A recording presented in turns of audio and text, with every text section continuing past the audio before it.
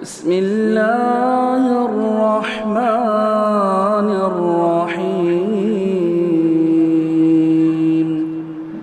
الحمد لله نحمده ونستعينه ونستغفره ونعوذ بالله من شرور أنفسنا ومن سيئات أعمالنا من يهده الله فلا مضل له ومن يضلل فلا هادي له وأشهد أن لا إله إلا الله وحده لا شريك له وأشهد أن محمدا عبده ورسوله أما بعد فإن خير الحديث كتاب الله وخير الهدي هدي محمد صلى الله عليه وسلم وشر الأمور محدثاتها وكل محدثة بدعة وكل بدعة ضلالة وكل ضلالة في النار.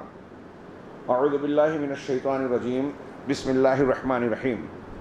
ألف لام ميم ذلك الكتاب لا ريب فيه هدى للمتقين الذين يؤمنون بالغيب ويقيمون الصلاة وينفقون مما رزقناهم ينفقون والذين يؤمنون بما أنزل إليك وما أنزل من قبلك وبالآخرة هم يوقنون أولئك على هدى من ربهم وأولئك هم المفلحون. محترم حاضرین، رمضان المبارک کے آخری عشرے کے قریب ہم لوگ پہنچ چکے ہیں. جناب محمد رسول اللہ صلی اللہ علیہ وسلم کی حیات طیبہ میں ان دنوں میں آپ کا کیا معمول ہوتا تھا، ہم لوگ اس کا تذکرہ کرتے ہیں اور سنتے ہیں. اور ظاہر سی بات ہے کہ مومنوں کے لیے اللہ کے رسول صلی اللہ علیہ وسلم اسوہ حسنہ ہیں، نمونہ ہیں. ایک مسلمان اس بات کا پابند ہے، مکلف ہے کہ ہر معاملے میں جناب محمد رسول اللہ صلی اللہ علیہ وسلم کی اتباع کرے، آپ کے طریقے پہ چلے. تو آپ کا طریقہ کیا تھا؟ عام طور سے بالکل واضح صحابہ کرام کے بیانات ہیں کہ آپ پہلے ہی سے رمضان المبارک کے لیے اہتمام کرتے، تیاری کرتے، لوگوں کو اس کے لیے تیار کرتے، ہموار کرتے. اور جو ہی رمضان المبارک میں داخل ہوتے، عام دنوں کے مقابلے میں، جبکہ آپ عام دنوں میں بھی سب سے زیادہ اللہ سے ڈرنے والے تھے، سب سے زیادہ عبادت کرنے والے تھے اور ہر نیکی میں سب سے اعلیٰ تھے، لیکن رمضان کے داخل ہوتے ہی آپ کی نیکیاں مزید شدت اختیار کر جاتی. کانا رسول اللہ صلی اللہ علیہ وسلم اجود الناس. حضرت ابن عباس کا صحیح بخاری میں یہ بیان ہے کہ اللہ کے نبی صلی اللہ علیہ وسلم یوں تو سارے لوگوں میں سب سے زیادہ سخی تھے. وکانا اجود ما یکون فی رمضان حین یلقاہ جبرائیل. اور آپ کی یہ سخاوت بھی جو سب سے زیادہ تھی، رمضان میں سب سے زیادہ بڑھ جاتی، اپنے چرم پر اور شباب پر پہنچ جاتی جب حضرت جبرائیل علیہ السلام آپ سے ملتے. وکان جبرائیل یلقاہ فی کل لیلۃ من رمضان یدارسہ القرآن. اور حضرت جبرائیل رمضان کی ہر رات میں اللہ کے رسول صلی اللہ علیہ وسلم سے ملاقات کرتے اور قرآن کا مدارسہ یعنی قرآن کا دور کرتے. جتنا نازل ہو چکا ہوتا اتنا سنتے.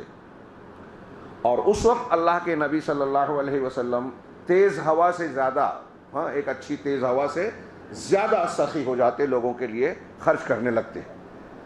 پھر جیسے جیسے رمضان کے دن اور ایام آگے بڑھتے، اللہ کے نبی صلی اللہ علیہ وسلم کی عبادت و ریاضت میں، نیکیوں میں شدت اور زیادتی آتی جاتی. ہمارا معاملہ الٹا ہے. رمضان کے شروع میں جوش ہوتا ہے، مسجد میں جگہ کم پڑتی ہے، اور آگے دن بڑھتے بڑھتے لوگ کم ہوتے جاتے ہیں اور لوگ جنت کا شارٹ کٹ ڈھونڈتے ہیں کہ 5 دن کی تراویح مل جائے، 7 دن کی، 3 دن کی تراویح مل جائے، اور 3 دن میں، 5 دن میں، 7 10 دن میں ہم پورا قرآن سن کے گویا فرصت پا گئے. اللہ کے نبی صلی اللہ علیہ وسلم اور صحابہ کرام جو پورا مہینہ محنت کر کے کماتے تھے، ہم تھوڑے دن میں کما لیتے ہیں، ایسا ہم سمجھ رہے ہیں. حالانکہ فضیلت یہ نہیں ہے کہ آپ قرآن ختم کر لیں 4 دن میں، 6 دن میں، یا کتنے بھی دن میں. فضیلت اس بات کی بیان کی گئی ہے حدیث صحیحہ میں، من قام رمضان ایمانا واحتسابا غفر له ما تقدم من ذنبہ. جو ایمان اور احتساب کے ساتھ، اجر کی امید کے ساتھ پورے رمضان کا قیام کرے، قرآن ختم کرے نہیں ہے، رمضان کا قیام کرے، اس کے سارے پچھلے گناہ معاف.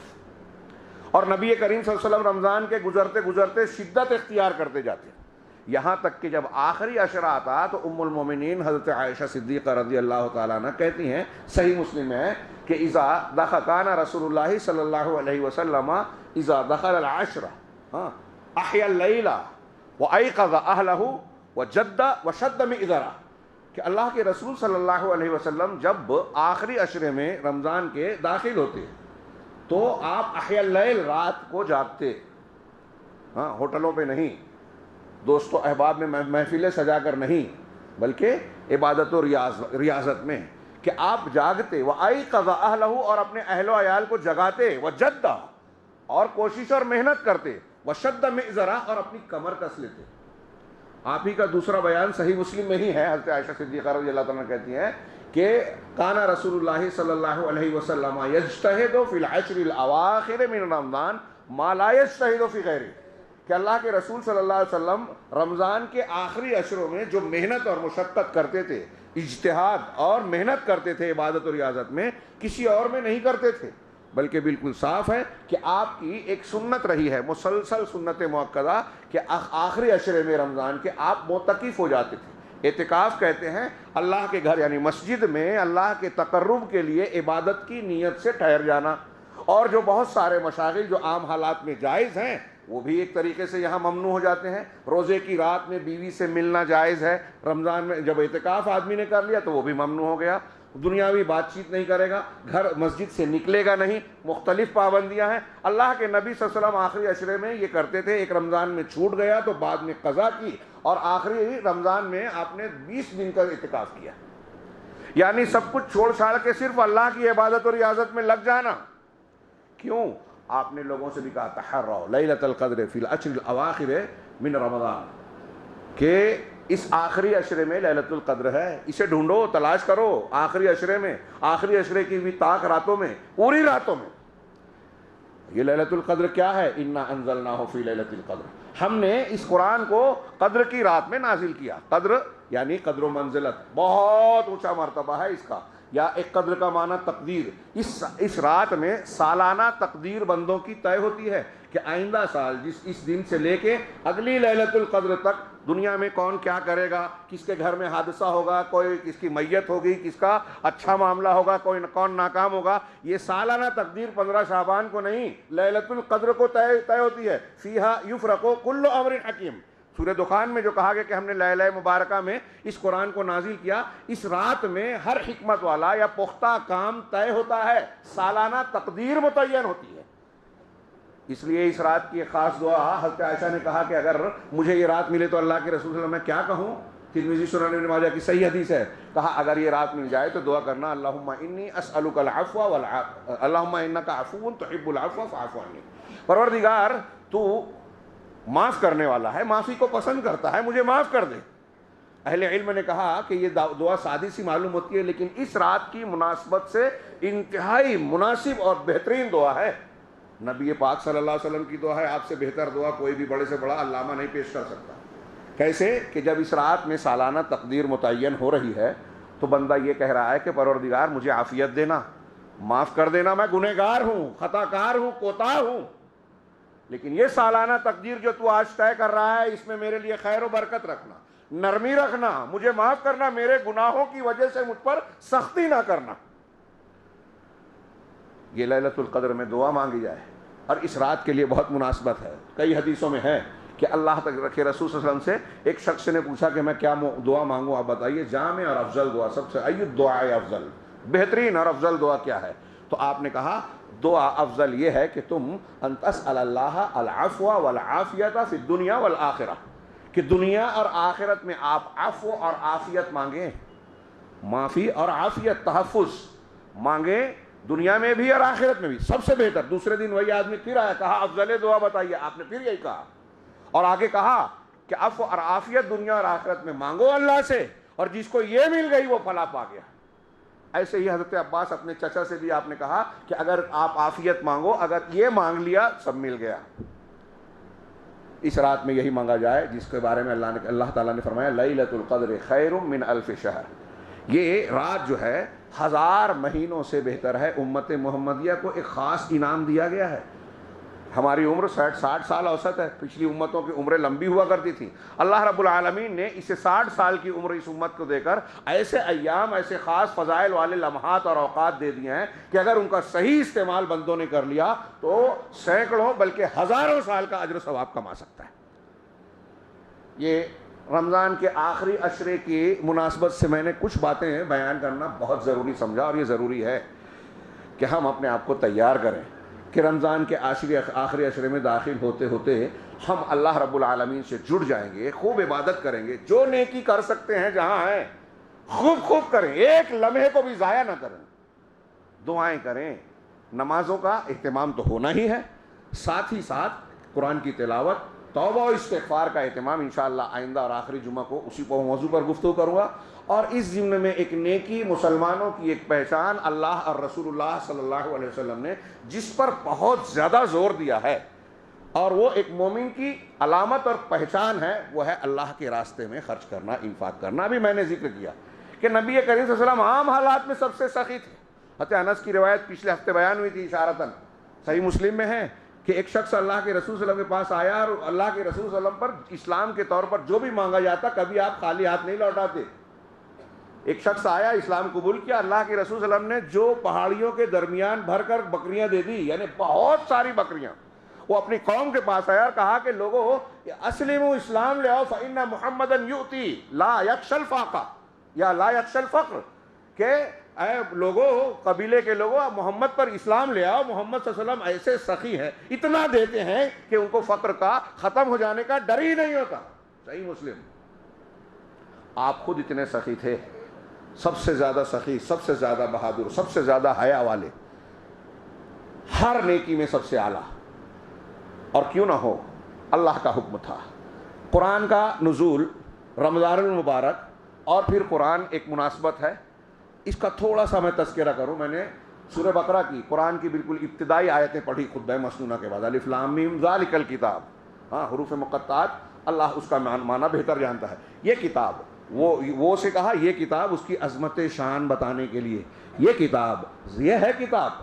ایک مفہوم یہ بھی کیا علماء نے کہ کتاب اصلی تو یہی ہے جو اللہ کی کتاب ہے، باقی سب ایسا ہی ہے. حقیقت میں جس کو کتاب کہنا چاہیے وہ الکتاب ہے، قرآن مجید ہے. لا ریب فیہ، اس میں کوئی شک نہیں ہے، کسی بھی قسم کی کوئی شک کی گنجائش، یعنی اس میں کوئی کھوٹ ہو، کوئی باطل ہو، اللہ کی طرف سے ہونے میں کوئی شک نہیں ہے. اس میں حق ہی حق ہے، اس میں کوئی شک نہیں ہے. یہ ہدایت ہے، یہ باطل اور حق کو الگ کر دینے والی ہے، بندوں کے لیے مفید ہی مفید ہے، اس میں کوئی شک نہیں. شک نہیں ہے اس کا مطلب یقین ہے کہ اللہ کی کتاب ہے، یقین ہے کہ یہ ہدایت ہے، یقین ہے کہ یہ بندوں کے لیے مفید ہے، اور یہی الکتاب ہے.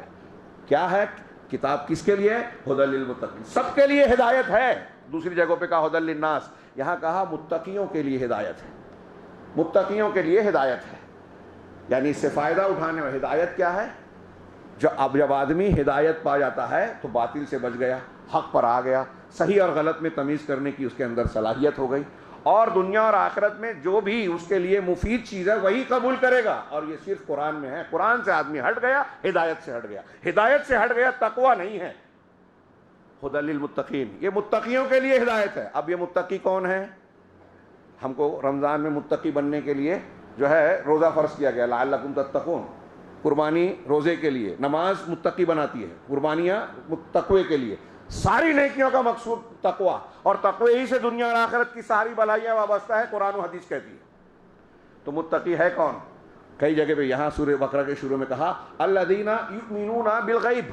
پہلی صفت متقیوں کی یہ وہ لوگ ہیں جو غیب پر ایمان رکھتے ہیں، یقین رکھتے ہیں. غیب تو چھپا ہوا ہے جو دکھائی نہیں دیتا. کون سا غیب؟ جو اللہ نے بتایا اور رسول نے بتایا. ہر وہ چیز جو اللہ اور رسول نے بتائی اور ہمارے سامنے اسے دیکھنے جاننے کا کوئی راستہ نہیں ہے، کوئی ذریعہ نہیں ہے، وہ سارا کا سارا غیب ہے. وہ پچھلی ماضی کی خبریں ہوں، مستقبل کی خبریں ہوں، قبر کی بات ہو، میدان محشر کی بات ہو، جنت جہنم ہو، اللہ رب العالمین کی ذات ہو، اس کی صفات ہو، اس کے نام اور اسماء حسنہ ہو، سب ہمارے لیے غیب ہے.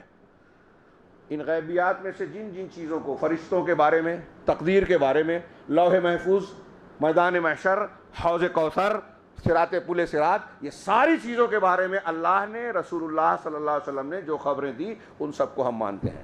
اور یہ مسلمانوں کا یا اہل ایمان کا ایک امتیاز ہے، امتیازی شان ہے کافر دیکھ کر تو مشاہدے سے کافر بھی مانتا ہے، جو چیز دکھائی دے جو چیز تجربے سے ثابت ہو جائے، حسی اعضاء سے معلوم ہو، وہ کافر بھی مانتا ہے۔ مومن کی صفت یہ ہے کہ وہ بالغیب ایمان رکھتا ہے، اور کیوں رکھتا ہے؟ اس لیے کہ یہ شعور اس کو اللہ رب العالمین اور رسول اللہ صلی اللہ علیہ وسلم پر ایمان نے دیا، تقوی نے دیا۔ تقوی کی صلاحیت ہے، یعنی شریعت پر عمل کرنے کی صلاحیت ہے، اس لیے پہلے تقوی کی بنیادی چیز اس کے اندر پیدا ہوئی، اندر سے وہ یقین رکھتا ہے اللہ اور اس کے رسول پر۔ زندیق، ملحدین، دنیا دار، مادہ پرست لوگوں کو سمجھ میں نہیں آتا۔ بہت سی چیزیں جو غیبیات کی بیان کی جاتی ہے، کہا میری عقل میں نہیں آتی، سمجھ میں نہیں آتی، وہ ہدایت سے محروم ہے۔ ہم نے جب اللہ اور اس کے رسول کے بارے میں مان لیا کہ وہ سچے ہیں، تو اب کوئی بھی بات کہیں، یہ ہدایت ہمیں اس بات پر اہل ایمان کو ابھارتی ہے کہ اس کو بے چوں چرا تسلیم کر لیا جائے۔ الذین یؤمنون، اور تقوی کے لیے یہ ضروری ہے۔ آگے بڑھنے سے پہلے میں یہ کہنا چاہ رہا ہوں، یاد دلانا چاہ رہا ہوں کہ رمضان المبارک میں اور عام دنوں میں کچھ لوگ بڑی محنت کرتے ہیں۔ اگر بدعات کے ساتھ آپ محنت کر رہے ہیں، اگر عقیدے کی اصلاح کے بغیر آپ محنت کر رہے ہیں، تو آپ کی محنت رائے گاں ہو جائے گی، اللہ بچائے۔ پہلی صفت تقوی کے لیے ایمان صحیح ہو، اور صحیح ایمان کہاں ہے؟ صحیح عقیدے میں، اللہ اور اس کے رسول کے فرامین میں۔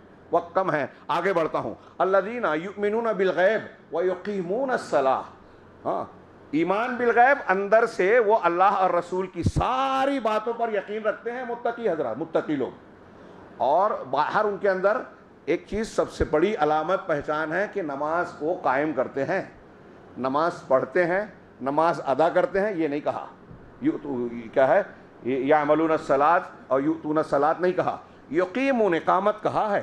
علماء نے کہا کہ اقامت کے معنی بڑے جامع ہیں۔ ظاہری طور پر نماز کے جو ارکان ہیں، شرائط ہیں، واجبات ہیں، مستحبات ہیں، اس کا لحاظ کرتے ہیں۔ جو حرکات ہیں، جہاں اللہ کے رسول صلی اللہ علیہ وسلم نے انگلی اٹھائی، جہاں ہاتھ اٹھایا، جہاں جیسا کیا ویسا کرنا ہے۔ آپ نے فرمایا صلو کما رأیتمونی اصلی، نماز ویسے پڑھو جیسے مجھے دیکھا ہے، حدیثوں میں موجود ہے، اللہ نے محفوظ کر رکھا ہے۔ نماز ویسے مت پڑھو جیسا فلاں بزرگوں کو دیکھا، فلاں امام کو دیکھا، فلاں پیر صاحب کو دیکھا، حضرت موسیٰ کو دیکھا، حضرت عیسیٰ علیہ السلام کو دیکھا۔ فلاں نبی اور فلاں نبی کی نماز اب نہیں چلے گی، میری نماز چلے گی۔ تو ظاہری طور پہ جیسے اللہ کے رسول نے جہاں کیا، حرکت کی، ہم کو سمجھ میں آتا ہے ہاں ہاں سنت ہے، لیکن ہمارا مسلک یہ نہیں ہے۔ آپ کا مسلک کیا ہے؟ اللہ کے رسول سے ہٹ کر ہے، اور اگر اللہ کے رسول سے ہٹ کر ہے تو آپ کا مسلک تقوی والا نہیں ہے، نجات والا نہیں ہے، ایمان والا نہیں ہے۔ آپ اپنے آپ کو دھوکہ مت دیجیے، محنت کر کے بھی کچھ مزدوری نہیں ملنے والی ہے اگر سنت کے خلاف۔ من عمل عملا لیس علیہ امرنا فہو رد، جس نے ایسا کوئی عمل کیا جس پر ہمارا حکم نہیں ہے، وہ رد ہے۔ تو ظاہری طور پہ سنت کے مطابق ہو، اور باطنی طور پر اس نماز میں اخلاص ہو، خشوع خضوع ہو، ایمان ہو، نماز کے معنی اور مفہوم کا احساس ہو، رکوع اور سجدہ کرتے ہوئے ہمارا دل بھی اللہ کے سامنے جھک رہا ہو، یہ نماز ہے، اقامت صلاۃ ہے۔ ایسی نماز جب ہوگی نا تو اللہ کا فرمان ہوگا ان الصلاۃ تنہی عن الفحشاء والمنکر، نماز بے حیائی اور منکرات سے انسان کو روکتی ہے، یہ روکنے والی ہوگی، یہ اللہ سے قریب کرنے والی ہوگی۔ اس نماز میں بندہ اللہ سے بات کرے گا، مومن کے لیے معراج ہوگی۔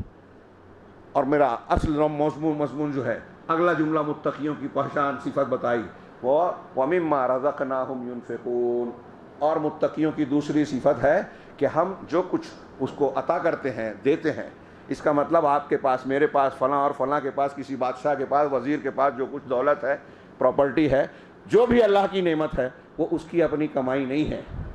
اس نے کما لیا اور یہ قارون کی طرح سوچے کہ یہ میری صلاحیت تھی، میں اس کا حقدار تھا، نہیں، یہ اللہ کا فیصلہ تھا، اللہ نے دیا، آسان کیا۔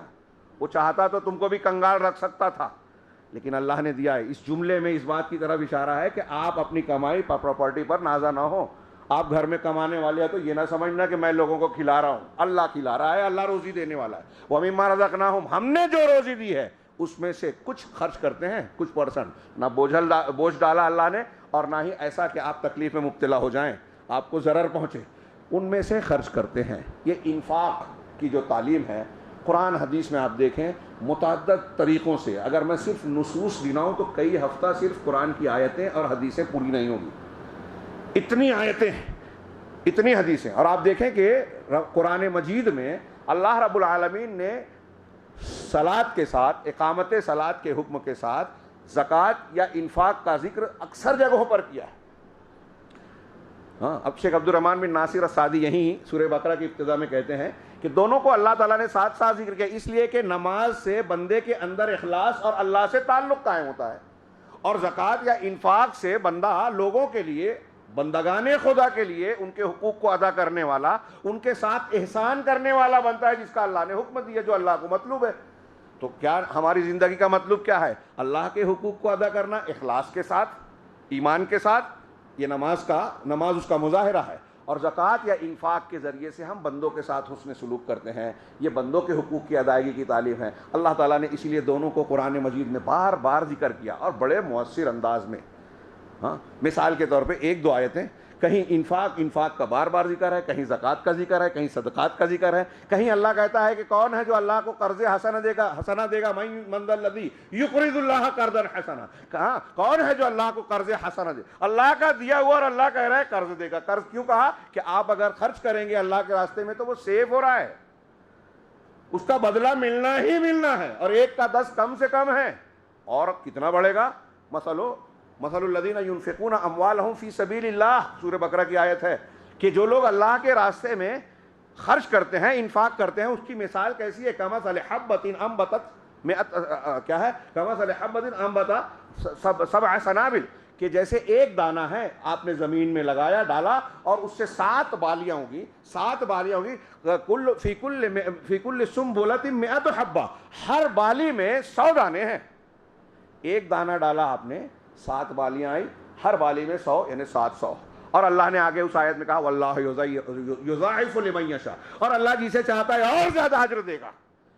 امت محمدیہ کو ایک نیکی کا 10 ملنا ہے، یہ تو طے ہے، یہ منیمم ہے، کم سے کم ہے، اور خرچ کرنے پر 7 بالیاں جس میں 100 دانے ہیں، 700 اور اس سے بھی زیادہ۔ یہ اللہ رب العالمین فرما رہا ہے۔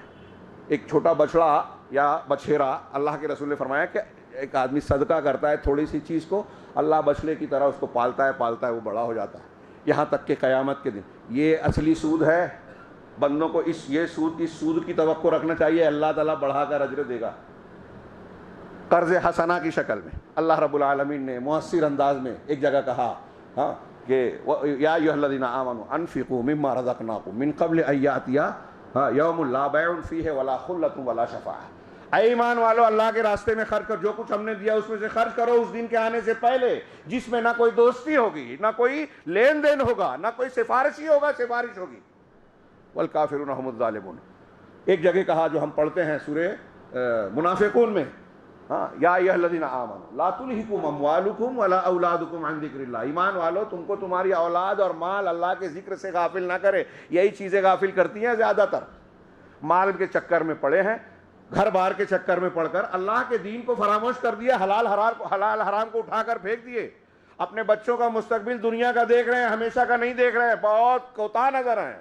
یہ مال اور اولاد اور یہ دولت تم کو غفلت میں نہ ڈالے۔ وَمَن يَفْعَلْ ذَلِكَ فَأُولَٰئِكَ هُمُ الْخَاسِرُونَ، جو ایسا کرے گا تو یہی خسارہ اٹھانے والے ہیں، جہنم کا بھیانک عذاب پائیں گے۔ یہ کتنا بڑا خسارہ ہے، جنت سے محروم ہوں گے۔ آگے اللہ نے کہا وَأَنفِقُوا مِمَّا رَزَقْنَاكُم مِّن قَبْلِ أَن يَأْتِيَ أَحَدَكُمُ الْمَوْتُ، اور جو کچھ ہم نے تم کو عطا کیا ہے نا اس میں سے خرچ کرو اس سے پہلے کہ تم میں سے ایک آدمی کے پاس موت کا وقت آ جائے۔ فیقول، اور کہنے لگے رب لولا اخرتنی الی اجل قریب، پروردگار ایسا کیوں نہیں کہ مجھے کچھ قریبی مدت تک تھوڑی مہلت دے دیتا، میری موت کو مؤخر کر دیتا۔ سوچئے، وقت کی اہمیت بتانے کے لیے اس منظر کو غور کیجئے کہ آپ کا میرا مرنے کا وقت آ گیا، فرشتہ روح قبض کرنے کے لیے اللہ کے حکم سے آیا۔ اب ہم کہیں کہ اے اللہ تھوڑا سا 2 منٹ اور دے دے، میں کچھ وصیت کر دوں، کچھ خرچ کر دوں۔ یہاں بھی جملہ کیا ہے؟ فَأَصَّدَّقَ، کہ تھوڑی میری عمر کو، موت کو مؤخر کر دے، پیچھے کر دے، تاکہ میں کچھ صدقہ و خیرات کر لوں۔ علماء نے یہ کہا کہ اللہ نے یہاں یہ کیوں نہیں کہا کہ میں نماز پڑھ لوں، میں قرآن کی تلاوت کر لوں، ذکر کر لوں؟ یہ نہیں کہا۔ صدقہ کیوں کہا؟ اس لیے کہ صدقہ مال کو خرچ کرنا ہے، اور مال کو خرچ کرنا انسانی نفس پر دوسری نیکیوں کے مقابلے میں بھاری پڑتا ہے۔ دنیا کو چاہنے والا، دنیا کی محبت کرنے والا مال کو سمیٹ کر سمیٹ کر رکھتا ہے، دوسروں کے حقوق کو مارتا ہے، تو وہ مال پر جم کر بیٹھا رہنا چاہتا ہے، زکوٰۃ نہیں دے رہا ہے، کنز بنا رہا ہے، قیامت کے دن کے عذاب کو دعوت دے رہا ہے۔ تو مال کی محبت انسان کو اندھا بنا دیتی ہے، شریعت کو پامال کرتی ہے، حلال حرام کی تمیز کھو دیتا ہے، حق حقوق کو ادا نہیں کرتا۔ یہ سب سے زیادہ بری چیز ہے۔ اور دولت خاص طور سے اس میں اہمیت رکھتی ہے، تو بندہ یہ کہے گا کہ یہ جس سے مجھے محبت تھی نا، میں یہ خرچ کروں گا پروردگار تیرے راستے میں، فاصدق واکن من الصالحین، اور نیک لوگوں میں بن جاؤں گا، تھوڑی موت پیچھے کر دے رب العالمین۔ تو آگے جواب ہے قرآن کی آیت وَلَن يُؤَخِّرَ اللَّهُ نَفْسًا إِذَا جَاءَ أَجَلُهَا، کہ جب کسی نفس کا، جان کا مقررہ وقت آ جاتا ہے تو اللہ ایک لمحے کے لیے مؤخر نہیں کرتا۔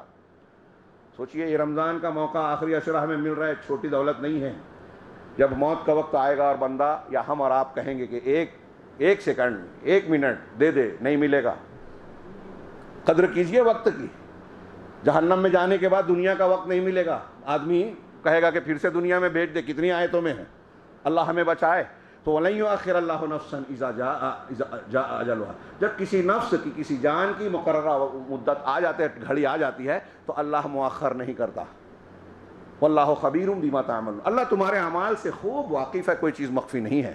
اسی آیت کے کو سامنے رکھ کے یہ حدیث سنیے، اللہ کے نبی صلی اللہ علیہ وسلم کے پاس، بخاری مسلم کی روایت ہے، بخاری کے الفاظ ہیں، حضرت ابو ہریرہ کہتے ہیں جاء رجل الی رسول اللہ صلی اللہ علیہ وسلم، ایک شخص اللہ کے رسول صلی اللہ علیہ وسلم کے پاس آیا اور کہا کہ ای الصدقۃ اعظم، کہ صدقہ و خیرات میں سب سے عظیم صدقہ کون سا ہے؟ تو آپ نے کہا ان تصدق وانت صحیح شحیح، کہ تو صدقہ و خیرات اس حالت میں کرے کہ تم صحیح ہو، یعنی تندرست۔ ایک آدمی تندرست ہے تو زندگی کی امنگیں جوان رہتی ہیں، خواہشات شباب پر ہوتی ہیں، یہ کھا لوں، یہ تفریح کر لوں، فلاں لذت حاصل کر لوں، زندگی کی موج اور انجوائے جو ہمارے ہاں بولے جاتا ہے وہ حاصل کر لوں۔ تو آپ صحیح ہوں، تندرست ہوں، شحیح یعنی حرص اور لالچ والا، یعنی تمہاری خواہشات ہیں، چاہتے ہو کہ یہ مل جائے وہ مل جائے۔ کیا ہے؟ تعمل الفقر تخشى الغنى وتعمل الفقر، تمہاری حالت یہ ہے کہ تم کو ایسا لگتا ہے کہ خرچ کر دو گے تو تم کو فقر و فاقہ لاحق ہو جائے گا، اور پیسہ روک لوں گا تو مجھے غنا اور مالداری حاصل رہے گی، بے نیازی رہے گی، میں کسی کا دبا محتاج نہیں رہوں گا۔ ایسی کنڈیشن میں تم اللہ کے راستے میں خرچ کر رہے ہو کہ تمہیں خود دل ہو رہا ہے کہ میں خرچ کروں، مجھے پیسے کی ضرورت ہے، پھر بھی خرچ کر رہے ہو، یہ سب سے عظیم، یعنی ضرورت مند ہے، آپ دوسرے کی ضرورت کو ترجیح دے رہا ہے۔ اسی حدیث کا آخری ٹکڑا پڑھیے، ہاں، ولا تم ہل، آپ کے پاس دولت پیسہ ہے نا تو اس کو مہلت مت دو، چھوٹ مت دو، ہاں، اس کو چھوٹ مت دو، یہاں تک کہ حتی اذا بلغت الحلقوم، یہاں تک کہ تمہاری جان جب گلے میں اٹک جائے تو تم کہو لفلان قضا ولفلان قضا، یہ میرا مال فلاں کے لیے، یہ فلاں کے لیے۔ اب تم مرنے لگے ہو تو یہ کہہ رہے ہو، اب کوئی فائدہ نہیں، وقت کان لفلان، وہ دوسروں کا تو ہو چکا، اب تمہارا تھوڑی ہے، مرنے لگے ہو تو۔ ہم مرنے کے وقت یہ کہو تو کوئی مطلب نہیں ہے۔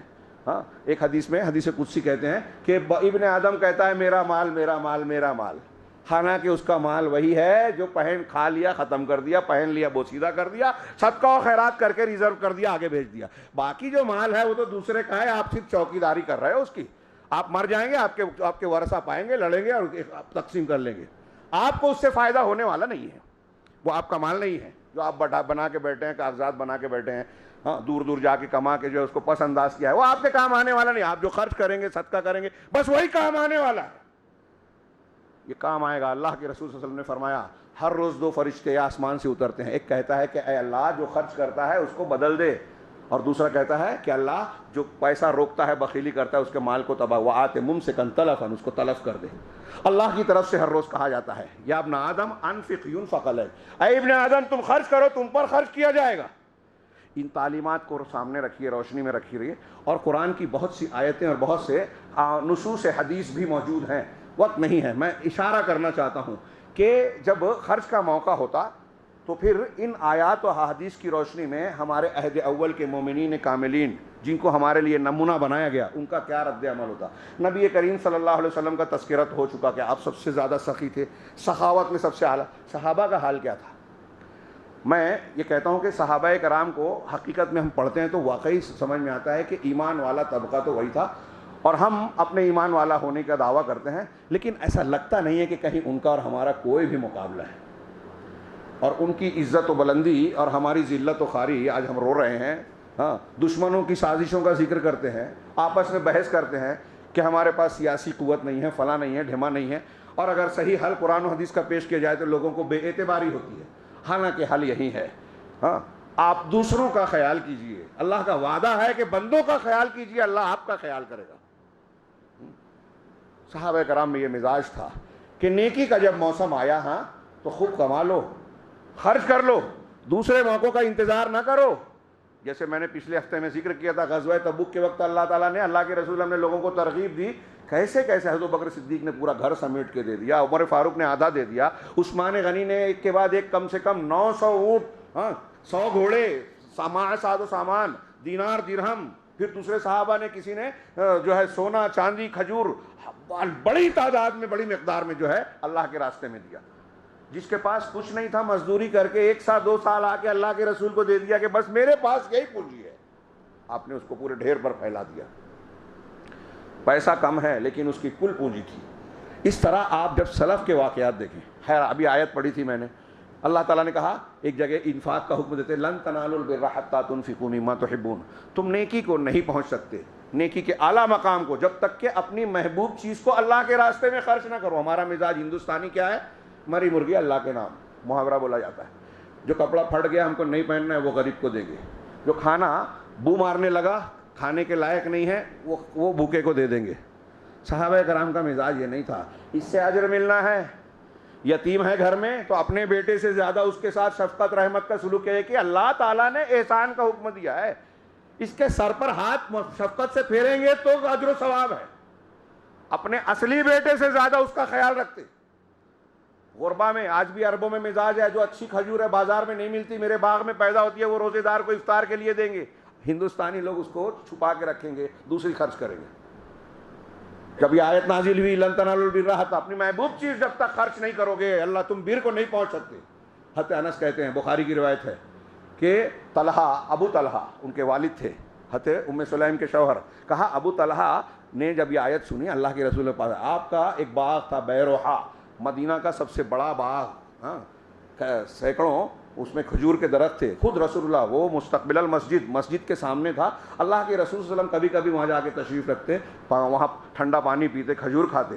حضرت ابو طلحہ آئے, کہا اللہ کے رسول, اللہ تعالیٰ یہ کہتا ہے لن تنالوا البر حتی تنفقوا مما تحبون, تو سنیے میرا بیرہا باغ جو ہے میں نے اللہ کے راستے میں دے دیا, آپ جہاں چاہیں خرچ کریں, اللہ جو آپ کو بتا رہا ہے.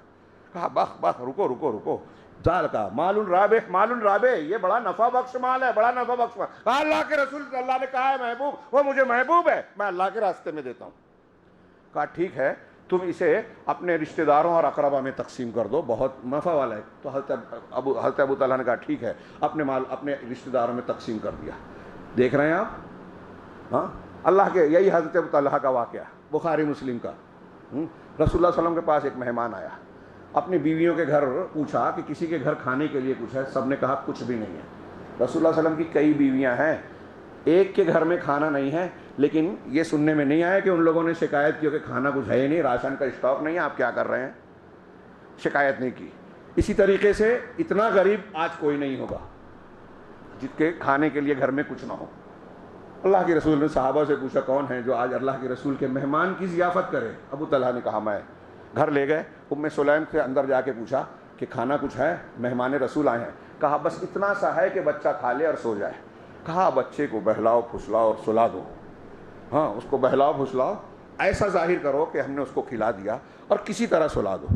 بس وہ کھانا جو ہے مہمان کے سامنے پیش کر دو, اور جب مہمان اندر آئے تو روشنی گل کر دینا, چراغ بجھا دینا, تاکہ اسے یہ نہ پتہ چلے کہ ہمارے برتن میں کھانا نہیں ہے. ہم ایسا مظاہرہ کریں گے کہ کھا رہے ہیں, اسے کھلا دیں گے. یہی عمل کیا. بچے کو سوچئے, بچے کی بھوک, ہمارے گھر میں عورتیں اور لوگ چلائیں گے کہ بچے کو بھوکا رکھ کے مہمان کو کھلا رہے ہو, کون سا نیکی ہے. لیکن اللہ کے رسول کے مہمان کو گھر لے آئے. خرچ کرنے کا یہ مقام, یہ ضرورت تھی جو میں نے حدیث پیش کی, قرآن کی آیت بتائی کہ آپ کو ضرورت ہے, خرچ کر رہے ہیں, جنت چاہیے, اللہ سے اجر چاہیے. تو اللہ انہوں نے کیا. اور جب دوسرے دن یہ عمل کر کے لوٹتے ہیں تو وہ سورہ حشر کی وہ آیت ہیں جس میں انصار مہاجرین کی تعریف ہے, جس میں ایک جملہ ہے وَيُؤْثِرُونَ عَلَىٰ أَنفُسِهِمْ وَلَوْ كَانَ بِهِمْ خَصَاصَةٌ, یہ اپنے آپ پر دوسرے کو ترجیح دیتے ہیں چاہے خود کو بہت شدید ضرورت ہو. اپنی ضرورت کا لحاظ نہیں کیا, دوسروں کی ضرورت کا لحاظ کیا.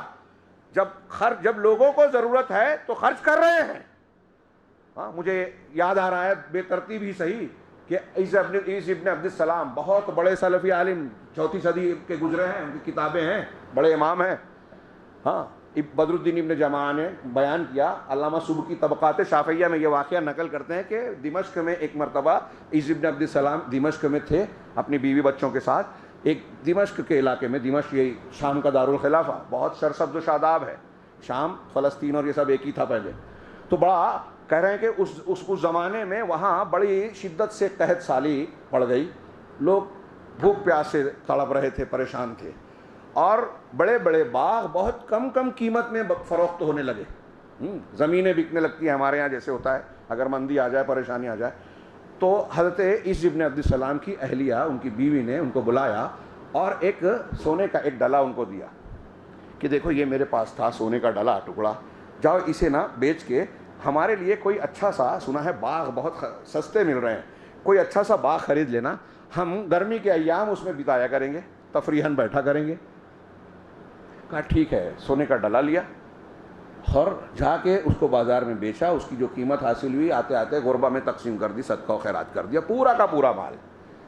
گھر پہنچے تو بیوی نے کیا باغ خریدا؟ کہا ہاں، جنت میں خرید لیا باغ میں نے. کہا مطلب؟ کہا میں نے وہ پیسہ دیکھا کہ غربا اور مساکین بڑے حاجت مند تھے، پریشان حال تھے. ہاں، اللہ رب العالمین کہتا ہے کہ جو اللہ کے راستے میں خرچ کرے گا، ضرورت مند کو پورا کرے گا تو جنت میں باغ ملے گا. تو میں یہاں کا باغ لینے کی بجائے میں نے تمہارے لیے جنت کا باغ خرید لیا اللہ سے. کہا جزاک اللہ خیرہ. بیوی نے بھی شکوہ شکایت کی، کہا اللہ جزائے خیر دے، اللہ جزائے خیر دے. یہ انفاق کی بات ہے. پیسہ جس کے پاس ہوتا پیسہ خرچ کرتا، صلاحیتیں خرچ کرتے. ہاں، آتا ایسا بھی نہیں کہ بہت اسٹاک ہے تو خرچ کر رہے ہیں. ہاں، حضرت عمر فاروق رضی اللہ تعالیٰ نے غلام کو بلایا. ایسے واقعات بہت ہیں. ایک غلام کو بلایا، کہا یہ 400 دینار کہہ رہا ہوں، 7 دینار پہ، ہاں 7.5 دینار پہ جو ہے زکوٰۃ فرض ہوتی ہے. 400 دینار دیا اور کہا کہ یہ لے جا کے اب ابو عبیدہ بن جراح کو دینا. امین الامت تھے، عشرہ مبشرہ میں سے تھے. کہا ان کو دینا. دینے کے بعد کہنا کہ حضرت امیر المومنین نے دیا ہے اور یہ تم اپنی حاجت میں خرچ کر لو، کسی حاجت میں، اور وہاں سے گھر سے ہٹنا نہیں، دیکھنا وہ اس پیسے کا کیا کرتے ہیں، مجھے آ کے بتانا. یہ پہنچے، دیا اور بتایا کہ امیر المومنین نے بھیجا ہے، آپ اپنی کسی حاجت میں اس کو استعمال کر لیں. کہا کنارے کھڑے ہو گئے جا کے.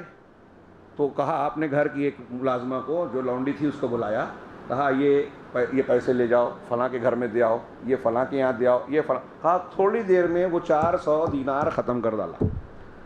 کہا میں حضرت عمر کو بتانے جب آیا تو پہلے ہی سے کہا کہ یہ 400 اور لو، جاؤ معاذ بن جبل کو دو، اور ویسا ہی کرنا، دیکھنا کیا کرتے ہیں. وہاں بھی گئے تو سیم عمل انہوں نے بھی ایسے ہی کیا. حضرت عمر کو امیر المومنین کو دعا دی اور اس کے بعد اپنی ملازمہ کو بلا کر تھوڑی دیر میں سارا کا سارا غربا میں، مستحقین میں، پڑوسیوں اور رشتہ داروں میں تقسیم کر دیا، پورا کا پورا مال، کچھ بھی نہیں بچایا. حضرت عمر سے آگے بتایا غلام نے کہ دیکھو دونوں نے ایسا کیا ہے. حضرت عمر نے اللہ کا شکر ادا کیا اور کہا کہ یہ سارے کے سارے لوگ ایک دوسرے کے بھائی ہیں، یہ اپنے ایمان پر قائم ہیں. یہ ایک مزاج تھا. حضرت طلحہ بن عبید اللہ عشرہ مبشرہ میں سے، یہ امام ذہبی نے سیر و اعمال اعلام النبلاء میں نقل کیا ہے کہ ایک مرتبہ حضرموت سے 7 لاکھ درہم شام کے وقت ان کے پاس آیا، گھر میں رکھا ہے. رات میں بے چین ہے، بستر پر کروٹیں بدل رہے ہیں. بیوی نے کہا کہ کیا بات ہے، میں رات سے دیکھ رہی ہوں کہ آپ بے چین ہیں، ہاں آپ کو کچھ پریشانی لاحق ہے. کہا اللہ رب العالمین اس بندے کے بارے میں کیا سوچے گا، جس کے کیا معاملہ کرے گا، جس کے گھر میں اتنے سارے مال رکھے ہوئے ہیں. تو کہا اس سے تم کو پریشان ہونے کی کیا ضرورت ہے، رات ہے، آرام سے سو جاؤ، صبح جب ہوگی تو انصار مہاجرین میں تمہارے جو اقربا ہیں، دوست و احباب ہیں، ان میں خرچ کر دینا، ان کو دے دینا. کہا ہاں واقعی تم نے صحیح مشورہ دیا ہے، تم توفیق والی ہو، توفیق والے کی بیٹی ہو. ابوبکر صدیق کی بیٹی تھی ام کلثوم. صبح ہوئی، ایک برتن منگایا، اس میں کچھ رکھا، کہا یہ فلاں کے یہاں دے آؤ، یہ فلاں مہاجر کے یہاں دے آؤ، یہ فلاں کے. کافی دیر تو حضرت ان کی بیوی نے اندر سے کہا کہ ہمارے لیے کچھ ہے اس میں. کہا پہلے کہنا تھا نا. اس کے بعد جب دیکھا تو صرف 1000 درہم بچا. 7 لاکھ میں سے 1000. تھوڑی دیر کے لیے آپ اور ہم اپنے آپ کو چھانے. میں نے جو کہا تھا کہ ہمارے اور ان کے درمیان کیا نسبت ہوگی. ہمارے پاس اگر ایسی بڑی رقم آئے تو ہم کیا کیا پلاننگ کریں گے، کیسے سوچیں گے، کیا کریں گے، اور صحابہ کرام کیا کر رہے ہیں. 7 لاکھ شام میں آیا, دوسرے دن صبح میں سب بانٹ دیا, 1000 بچا, وہ بھی بیوی کے ٹوکنے پر. ٹھیک ایسا ہی معاملہ امیر معاویہ رضی اللہ تعالیٰ عنہ نے 1 لاکھ درہم حضرت عائشہ کے پاس بھیجا, ام المومنین کے پاس. ام المومنین عام دن تھے, رمضان نہیں تھا, لیکن وہ روزے سے تھیں.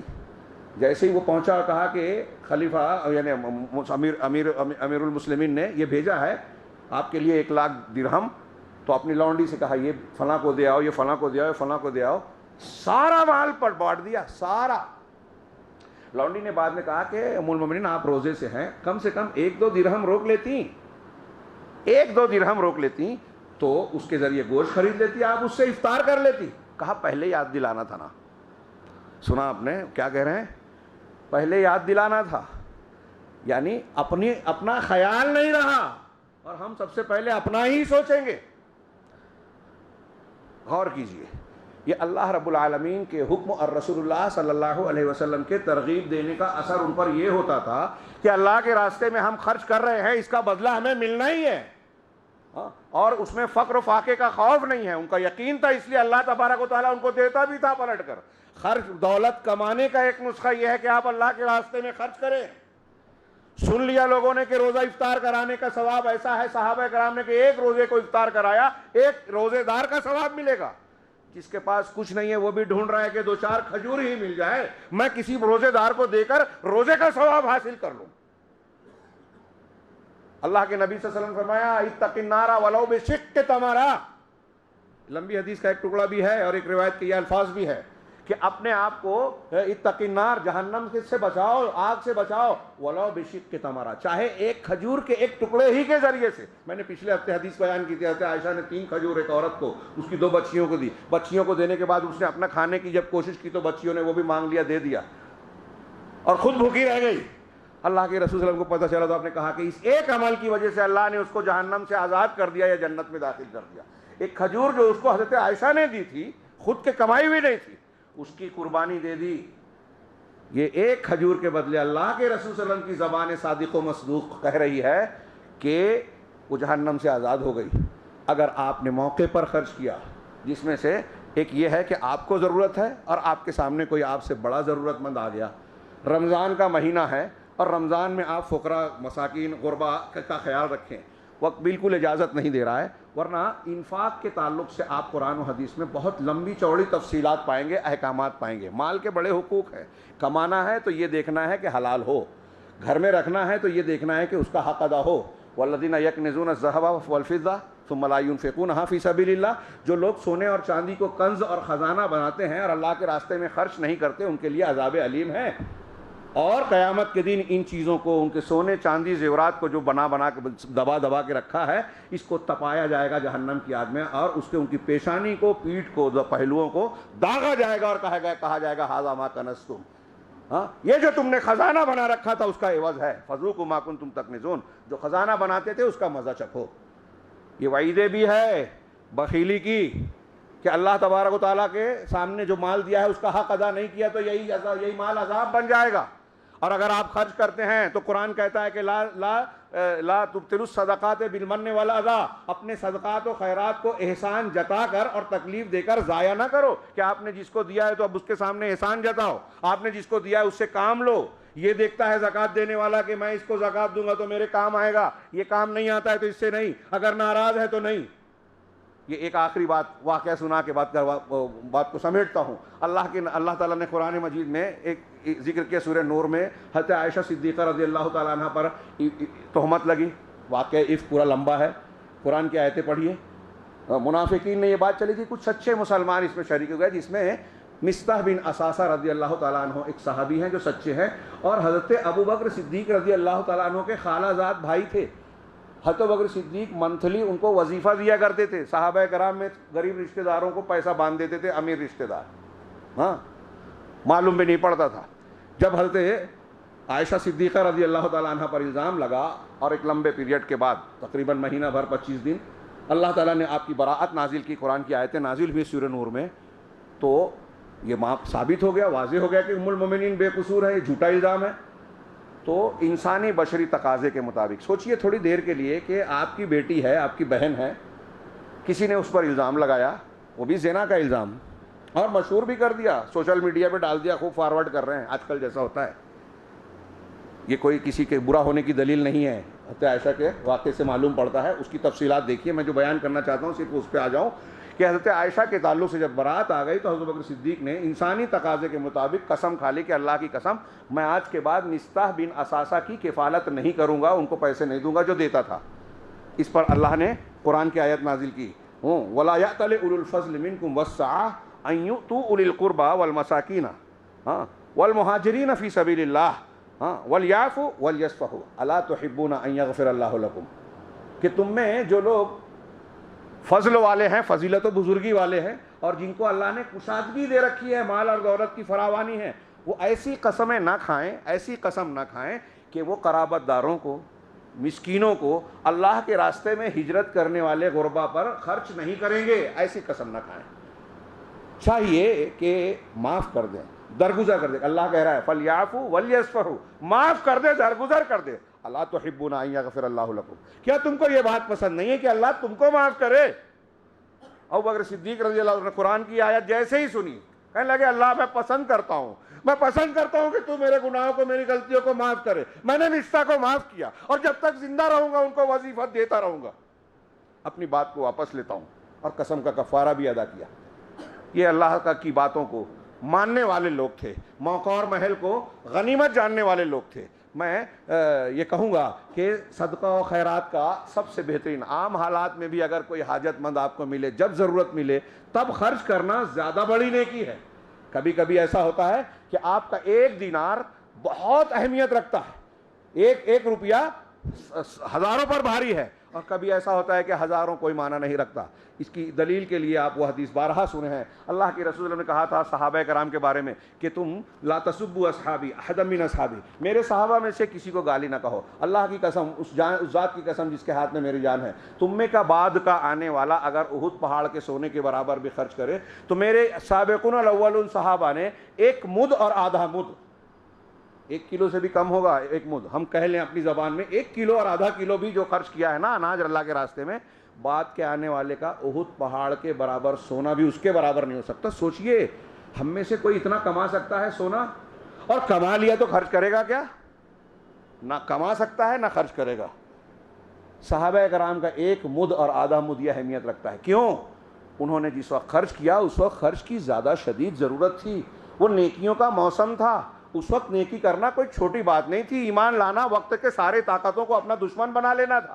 یہاں حوصلہ رکھنا چاہیے. آج کے حالات میں جب لوگ ڈرے سہمے ہیں, مسلمانوں کو ڈرا رہی ہے پوری دنیا, بم برسا رہی ہے, قانون بنا رہی ہے, گھروں کو چھین رہی ہے, ایسے میں دین پر استقامت حاصل کرنا, اللہ تعالیٰ سے توبہ کر کے اللہ والا بن جانا, یہ اہمیت کا حامل ہے. اور ایسے ماحول میں غربا مساکین کو ان کی علامتوں کے ذریعے سے پرکھنا. حدیث میں یہ ہے کہ جو ایک لقمہ 2 لقمے کے لیے ہاتھ پھیلاتا ہوا پھرتا ہے وہ مسکین نہیں ہے. مسکین وہ ہے جو مانگتا نہیں ہے, ضرورت مند ہے. تم اس کے چہرے سے, علامتوں سے پہچانو. اور آپ کو پہچاننا ہوگا فرض زکوٰۃ کے علاوہ کبھی کبھی صدقہ بھی فرض ہو جاتا ہے. اللہ کے رسول صلی اللہ علیہ وسلم کی وہ حدیث قدسی یاد کیجئے. اللہ تعالیٰ قیامت کے دن بندے سے کہے گا کہ میں بھوکا تھا, تو نے کھانا نہیں کھلایا, میں ننگا تھا, تو نے کپڑا نہیں پہنایا, میں بیمار تھا, تو نے عیادت نہیں کی. یہ الگ الگ پورا مکالمہ ہے.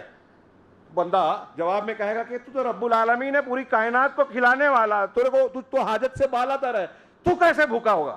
کہا تیرے پڑوس میں فلاں بندہ تھا, وہ بھوکا تھا, تیرے پاس موجود تھا مال و اسباب, اگر تو اسے کھلاتا تو مجھے کھلاتا, تو کیسے ننگا ہوگا؟ تیرا فلاں بندہ, میرا فلاں بندہ تیرے پڑوس میں تیرے پاس آیا تھا مانگنے کے لیے, کپڑا نہیں تھا تو دے سکتا تھا, نہیں دیا, اسے پہنا دیتا تو مجھے پہناتا. تیرے پڑوس میں فلاں مریض تھا, اس کی عیادت کرنے جاتا, تیمارداری کرتا تو میری کرتا. سوچئے اسلام کی اتنی شاندار تعلیم ہے, ان تعلیمات پر اگر ہم عمل کریں گے نا, اور خرچ کرنے میں جو اللہ کے آداب ہیں, یہ بھی ہے کہ آپ کا جو جتنا قریبی ہے پہلے رشتہ داروں کو اہمیت دیجئے, پھر پڑوسی, یہ جتنا قریبی ہوگا اس سے آپس میں ایک دوسرے سے محبت ہوگی, ایک دوسرے کے لیے دعائیں نکلے گی. یہاں جو امیر ہے وہ گھمنڈ کرتا ہے, اپنے غریب رشتہ دار پر برتری جتانے کی کوشش کرتا ہے تو نفرت بڑھتی ہے. دوسروں کا خیال کرتا ہے, جہاں فوٹو چھپتا ہے وہاں خرچ کر رہا ہے دکھاوا کرتا ہے، یہ ریاکاری اور دکھاوے سے بھی صدقہ خیرات ضائع ہو جاتا ہے، اور جہاں نام نہیں ہوتا وہاں خرچ نہیں کرتا۔ اصل خرچ کرنے کی جگہ یہی ہے، کمزوروں، غریبوں، مسکینوں، بیواؤں کو ڈھونڈیے، حاجت مند کو ڈھونڈ کے جب آپ اس کی حاجت پوری کریں گے تو اللہ کا وعدہ ہے واللہ فی عون العبد ما کان العبد فی عون اخیہ، اللہ بندے کی مدد میں اس وقت تک رہتا ہے جب تک بندہ دوسرے بندے کی مدد کرتا رہتا ہے۔ لہذا ہم چاہتے ہیں کہ ہمارے دشمنوں کے خلاف مصیبتیں تکلیفیں جو آ رہی ہیں، ہاں جو بم برس رہے ہیں، ہم صرف دعا دے رہے ہیں فلسطینیوں کو، ان کو اگر اور بھی مدد پہنچانی ہے تو ہم اللہ کے قریب ہوں، رمضان کے اس آخری عشرے کو غنیمت سمجھیں، عبادتیں کریں، اور اس میں ایک اہم عبادت یہ ہے کہ اللہ کے راستے میں خوب اپنی حیثیت سے بڑھ کر خرچ کریں، اخلاص کے ساتھ خرچ کریں، خرچ کے آداب کے ساتھ خرچ کریں۔ اللہ رب العالمین ضرور ہمیں اپنا مقرب بنائے گا، ہماری دعائیں رد نہیں ہوگی، اللہ ہماری مدد کرے گا، اور مسائل سنگین سے سنگین کیوں نہ ہو اللہ ہر چیز پر قادر ہے، وہ اسے حل کرے گا۔